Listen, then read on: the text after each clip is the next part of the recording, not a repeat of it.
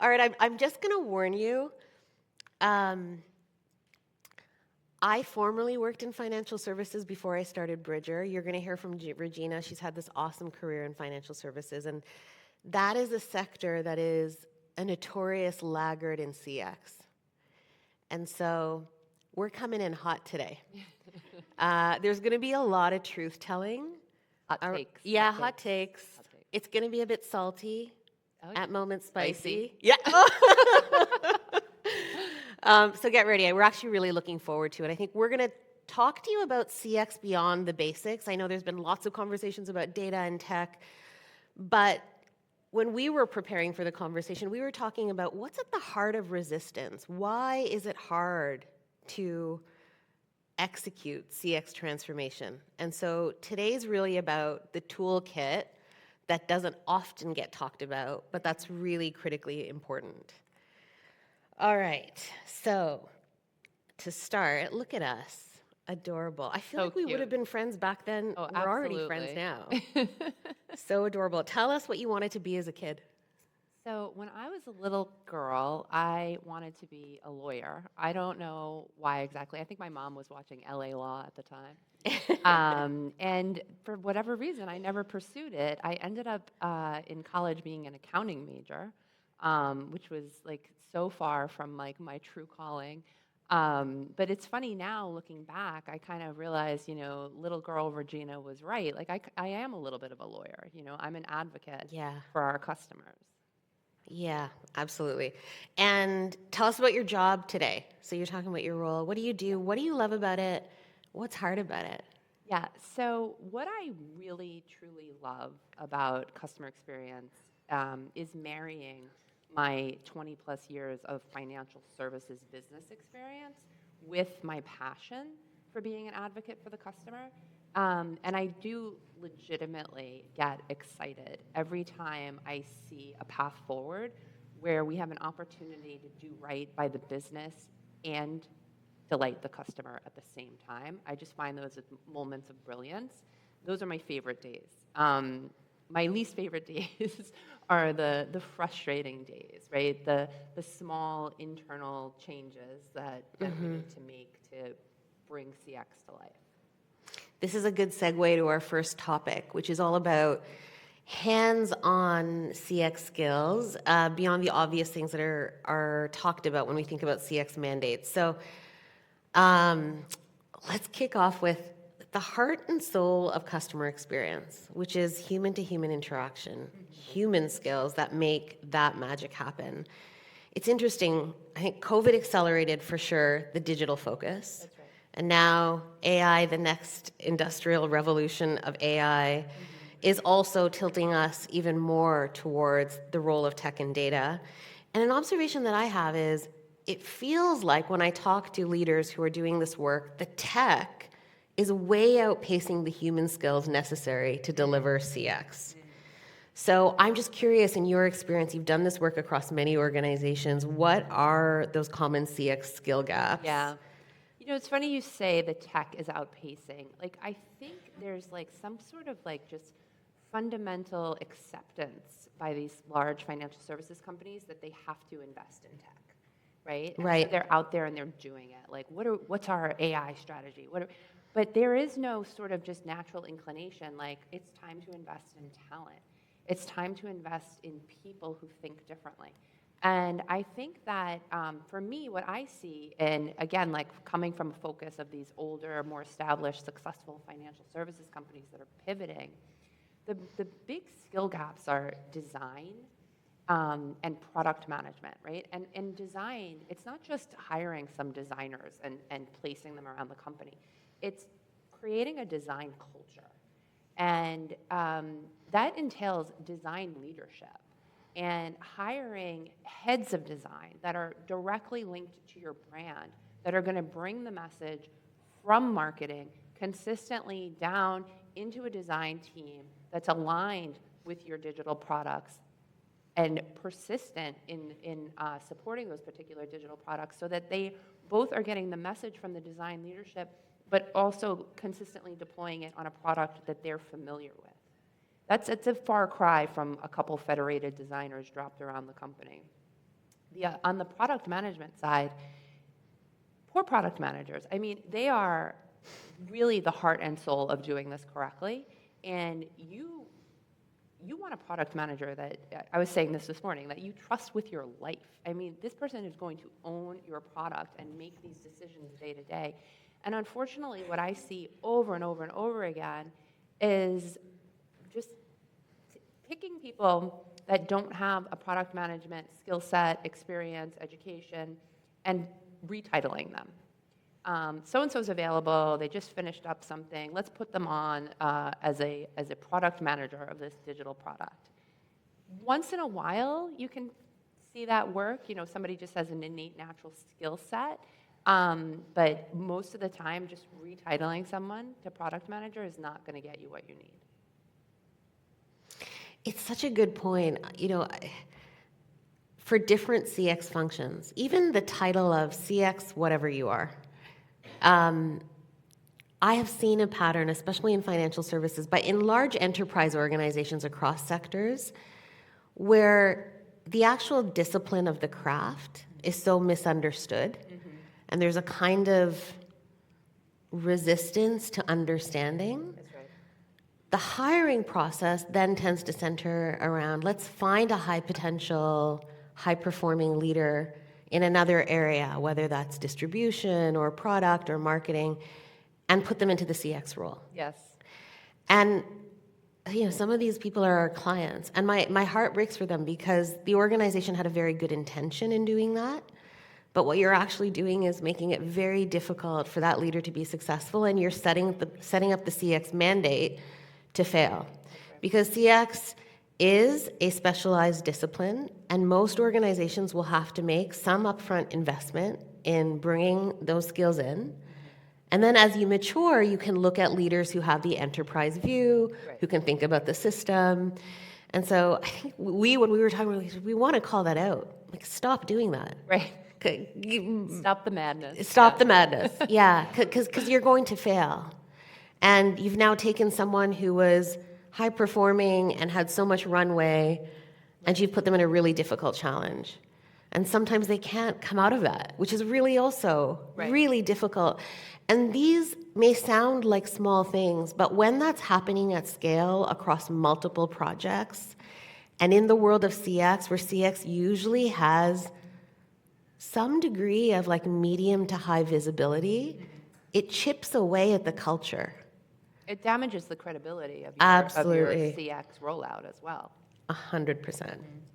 Okay, so you talked about design. Within design and product, there are functions around research, and research is one of those core competencies of CX. That's right. And even that can mean 100 different things to 100 different people. Absolutely. I'm just curious about, what is your perspective on what good research is? The mix of quant, qual, trend spotting, foresight? So research often can be overlooked. And what I see oftentimes in these companies that are pivoting to a customer-centric culture is research being used as confirmation, as opposed to truly wanting to understand what your customers' expectations are. And I call it the dip in, dip out approach. So we want to do something. We have a new product we want to launch. We have something we want to change digitally. Let's go out and get confirmation. So let's dip in and drum up a study. And this study is going to be completely geared and biased to get us confirmation so that we can go ahead and build the thing we were already intending to build anyway. That's not research. Research needs to be ongoing, persistent, ears open, pulse points. And you have to set up the machinery and the mechanism to allow your function to be constantly listening and collecting that information. And within that, you're going to find trends, you're going to find sentiment, you're going to find what your customers are looking for, and you're going to find what they're looking for today, as well as where it's going and what they're going to expect. Because the customers are evolving, the industry's evolving, the environment's evolving, you're evolving. You're going to start to catch the future of where that's going. And the only way to do that is to set up these persistent listening posts. And to your point on the qualitative and the quantitative, it's really easy to just lean into the survey approach. And surveys can get old really fast. They can get old for the customers, they can get old for you. They're not going to give you the fulsome understanding of the behaviors, the thought patterns, the trends of your customer. So this is really where you need to lean in to the partnership with data. And this is where these new tools that are springing up with AI, next best action, like this is the moment for making use of the science of the data. And I will tell you, in my role in client experience at New York Life, one of my closest and meaningful partnerships is with our chief data officer. I work with him every day. And think about, a decade ago, like would the customer-facing leader be spending their days with the chief data officer? Never. Never. And that's just kind of like a good demonstration, I think, of how the world has evolved. Thank you for raising this example, because I'm feeling the heat. Because it's such a good example of how a CX approach and mandate intersects with culture. Because the organizational choice to be overly reliant on surveys or quant data to validate or navel gaze, I told you I was coming in hot, navel gaze our own internal bright ideas, is doing great harm to the organization, but moreover to your customers.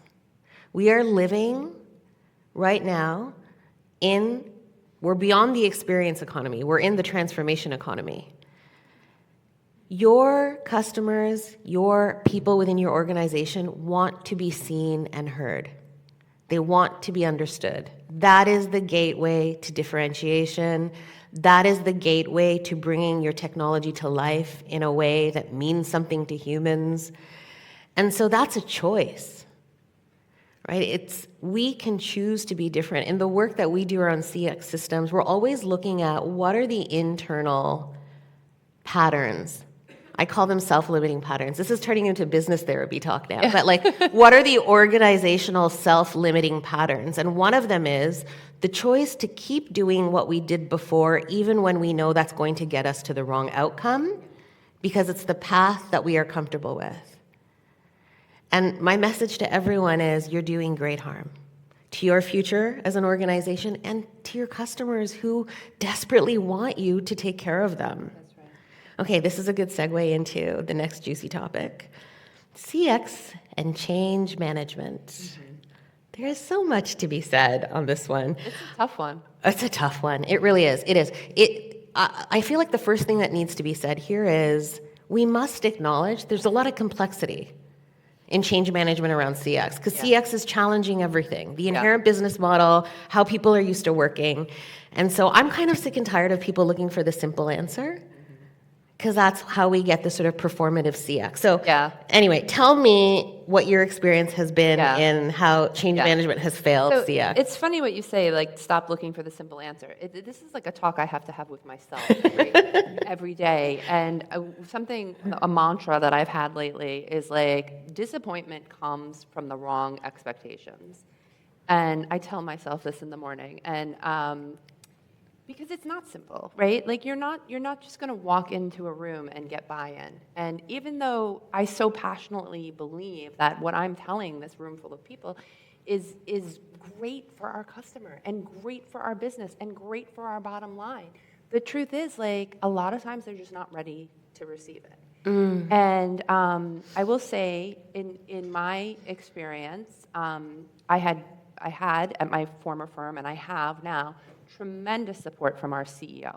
I mean, this goes a long way. Like, CX has really come a long way. It's really evolved. Like, to have this unquestioning support from the CEO is so meaningful. The trick then is to get that CEO support to trickle down into the organization. And I really cannot overstate this enough. Like, you have to put in the investment, the time and the energy to what I call internal PR. And CX is not something that you can just bring to the table and start talking about. You have to build the educational component. It's new. It's a language that a lot of people are not familiar with. I mean, I've been in touchy meetings where I was actually asked to restate my my statement in English this time, and I was like, well, "That's rude." But if you sort of like take that a step back and say, like, what's the why behind that? Like, it's a new language that can make people feel like you're talking down to them or you're telling them what to do. And I think spending the energy educating the enterprise all the way through, the entire enterprise. What is customer experience? Why are we doing it? What does it mean to us? What the heck is a listening post? And who are our customers? Bringing them into the room and introducing them to all these employees, to your point, who have been basing all their decisions historically on internal knowledge, assumptions, and beliefs about the customer. Mm-hmm. It's interesting. With a lot of transformation work, but particularly with CX, many organizations think of the end of a project as the implementation date. Mm-hmm. Yeah. Right? Like, we have project dashboards and all sorts of things that have check marks, and we're making progress on activity. And I'm always confounded by just people's lack of understanding that implementation has not actually created any value for you. In fact, the day that you've implemented and the months that follow, all you've done is spend a ton of money. Right. The only way that you get ROI on your CX investment is through what you talked about, PR, and we think of as adoption, right? And adoption for us is whatever the solution is that you're trying to bring to market for your customer or your frontline person, they love the thing that you've brought to market. So if you started with that outcome in mind, that's success. They must love the solution that we're building for them and reverse engineered it. Well, then you've got to think about the behavioral components and the adoption components and what creates that customer love. And I love, there's an example from Amazon in Jeff Bezos' early days in the organization. There's been so much written about his intentionality around culture. And it's this practice of the empty chair. Have any of you heard about it? Okay, so early days of Amazon, Jeff introduced a tactic to shift behavior within the organization. In every meeting room, in every office, in an Amazon around the world, there was always a chair left empty for an important stakeholder, and that stakeholder was the customer. And the direction the teams was, imagine the customer is sitting right there in this meeting listening to you. All of you just reflect on the meetings you had last week. Okay, just think about that. What if the customer was sitting right there? Would the content of those meetings, would the focus change? Would the definition of success change if the customer was sitting across the table from you? Probably. Right? And that's why just plugging in the new CRM or implementing the new dashboard will never be the answer if you're not looking at that human adoption. Yeah. Okay, still feeling hot? Yeah, I'm ready. What else we got? All right, now we're going to talk about emotional data and insights. This is really interesting in the financial services space, but I think so transferable across industries. Drowning in data, so much transactional data, and then we're missing an important piece of the story. So talk to us about this balance between quant, qual, functional, emotional, different data sources that give you that fuller picture. Yeah, I mean, it's kind of what I was saying before, that like you can't just lean into surveys. You have to get the full picture. And the cool thing is now, because of these technology advancements, like we have proven that these changes in the experience are directly tied to meaningful business outcomes, and we can better assess the ROI on making these investments in customer experience. It's just a matter of taking the steps to go out there and get the information and actually listening and having an open mind to kind of, the fulsome picture of how your customer is behaving and what that means. And your customer is sending you messages. There's triggers that are happening. And when we look at the data, holistically and spot these trends, we can see moments where the customer is doing something that's going to ultimately become a negative behavior and work against their financial wellness journey. And so if we can spot those moments and create the appropriate digital and human interactions to avoid that veer off towards the negative, first of all, it's actually much easier to avoid that than to come and correct it after the fact. But also, we're going to drive meaningful and valuable outcomes for the customer and the business. Why do you think so many organizations are uncomfortable with emotion and feelings? Yeah. So I think it kind of goes back to the new language of CX and how we're sort of like forcing our way into developing a new language of business.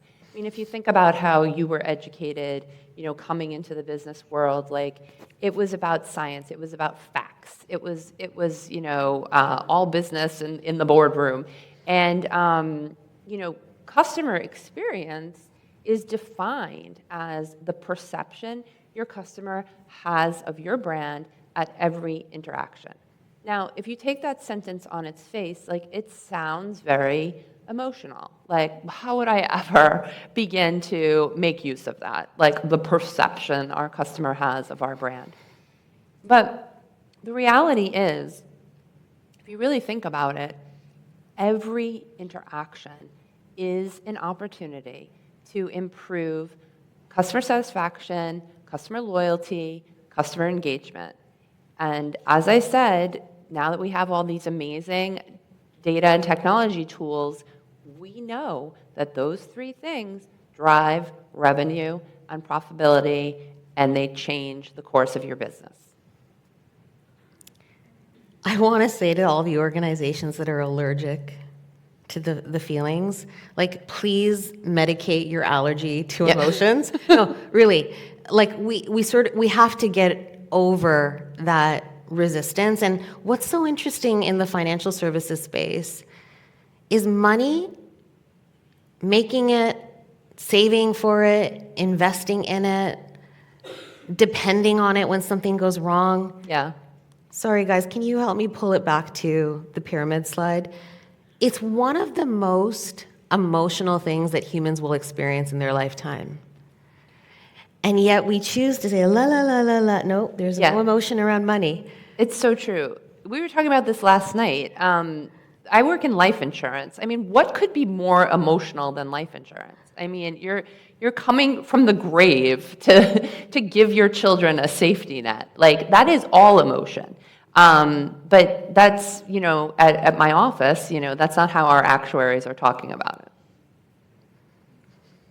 It's fascinating. Okay, so what we're showing you here is a tool that we use that we'd love you to walk away with and start thinking about in your business, whatever it is. Very simple framework. You've probably seen variations of this. We call it the experience pyramid. And what we want to help you understand is that your experience, regardless of the business that you work in, is comprised of multiple facets. There are multiple attributes that you need to deliver on that are both functional and emotional, sometimes latent. Sometimes we customers don't even know what they want, and it's our job to understand that and satisfy that. What you see below the line are the functional components of CX that are vitally important. And in some industries that are going through an evolution, financial services is a great example. You may have legacy technology, legacy platforms, currency issues. Like, there are fundamental investments that you need to make to bring your organization to the current state. But if you do that only, right? That's what the competition's doing. I'm going to do that.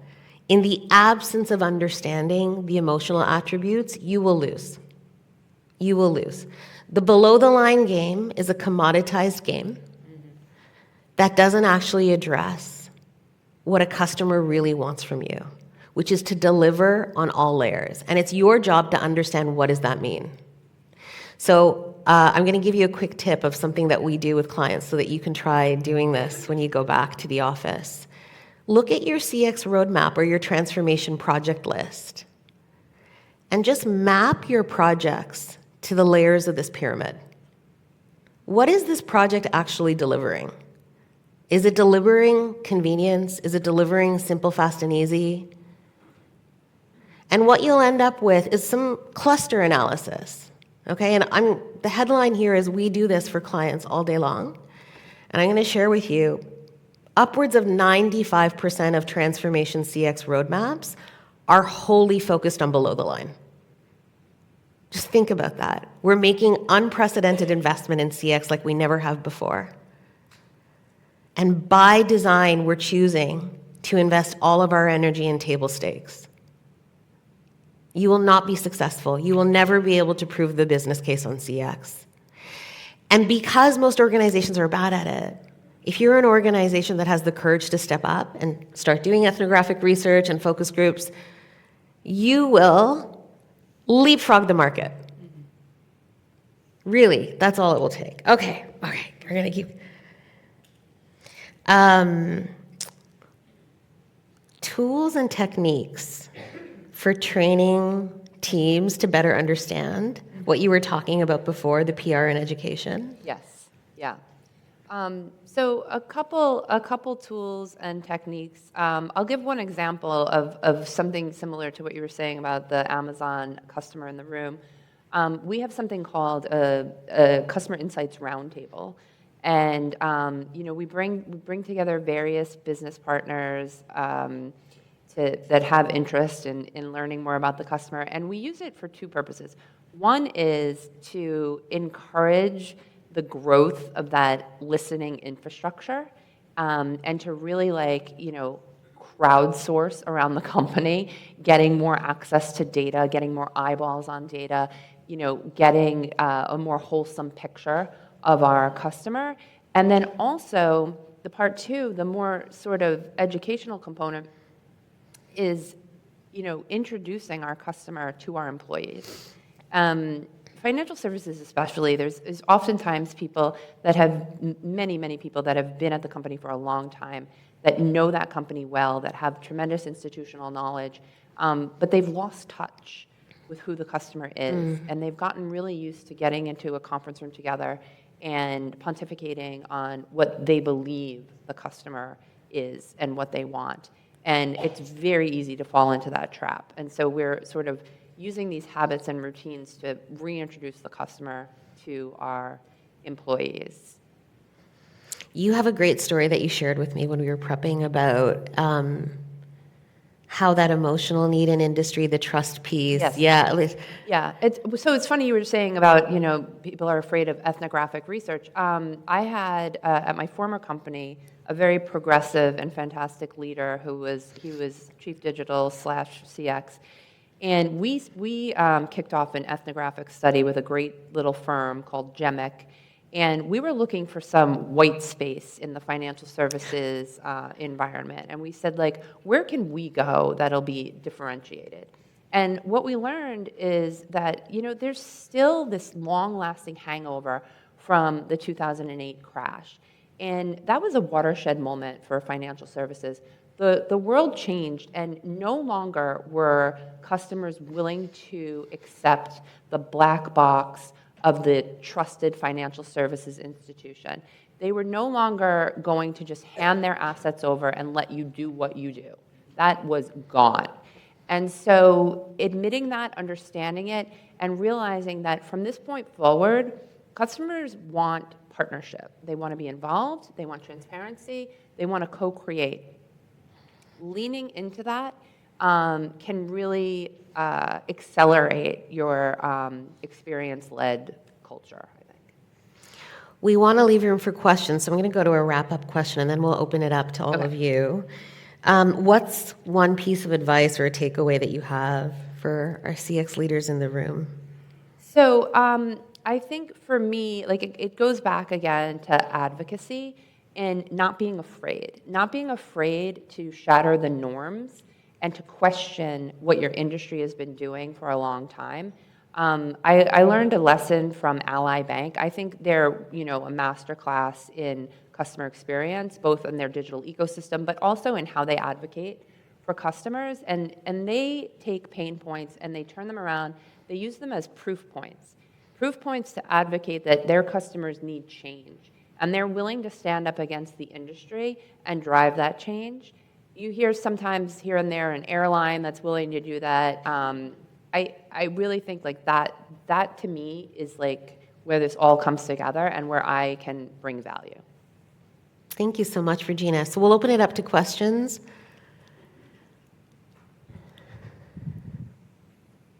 Yes, please. I'm curious, you talked a Oh, she's bringing a mic to you. Thank you. That was really great. I really loved what you said about, companies coming to clients to have this vision that they already have in mind confirmed. And I'm curious your thoughts or strategies or recommendations around change management about first soliciting like client input, that active research, those listening roundtables, and how to pivot maybe leaders' thoughts of, I have my company, I have my vision, this is what I want, let's get my clients to confirm, like, yes, this next wave of transformation is correct, versus instilling that research and self-sourcing that knowledge out from your clients first before kind of like building 75% of the roadmap of where you plan to go. If you have any thoughts or strategies on that, I'd really appreciate it. So there's a step in product management called product discovery that is like often just skipped. And I think like, it's so important to have a really strong vision for where you want your experience to go. And that vision needs to be translatable into strategy.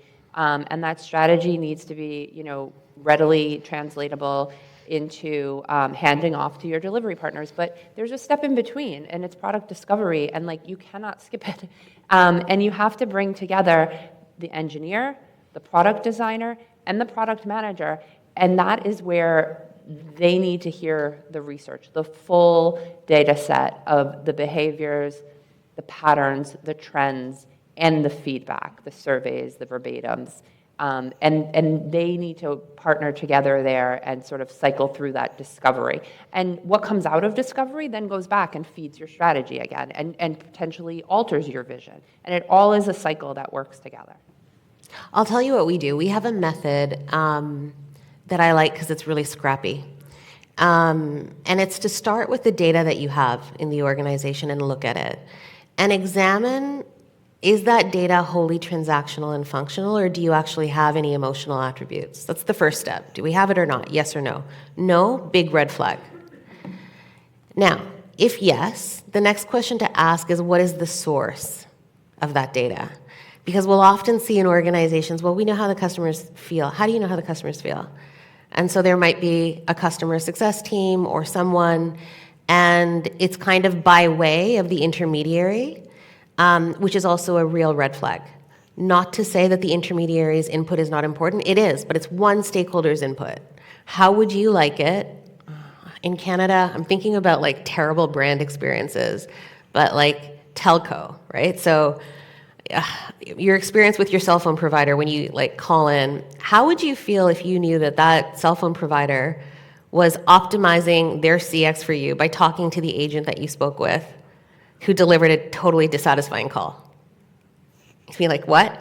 It makes no sense, right? So source is really important. And then if you can triangulate and say, okay, we either have a gap or we have a quality issue because the source is heavily biased, you can now put forward plans for how you move forward. Now, if you have the cultural sponsorship and support, absolutely make the ask to do some qualitative ethnographic research, some journey work, and gather new data. Just a quick note on qual and journey work. we meet with so many very senior leaders in organizations who still think of it as fluff, right? It's like, what's that soft stuff about? Where's my 800 respondent quantitative study? And, you have to educate in this role and help them understand that qualitative data is actually a methodology in which you're looking for patterns across many conversations. So you might do 12 or 16 interviews, but see a pattern around, let's say, mistrust in financial services that shows up 500 times. And we see this often. And because that attribute's not in the quant study, it's a blind spot. They have no idea that that's affecting the CX. So make that ask. And then if they say, no, we're not going to give you the big money, do a small project.